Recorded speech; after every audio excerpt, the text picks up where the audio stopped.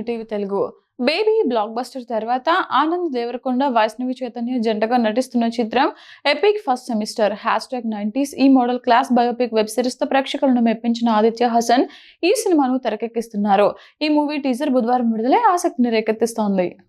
#90 సిరీస్లో మెప్పించిన ఆదిత్య పాత్ర చుట్టూనే ఈ సినిమా కథ తిరుగుతోంది.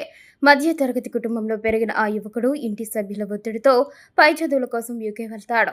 అక్కడ వైష్ణవి చైతన్యతో ప్రేమలో పడితే ఎలాంటి పరిణామాలు ఎదురయ్యాయనేది ఈ టీజర్లో చూపించారు. ఆనంద్ దేవరకొండ తన సహజ సిద్ధమైన నటనతో మధ్యతరగతి యువకుడిగా ఒదిగిపోయారు.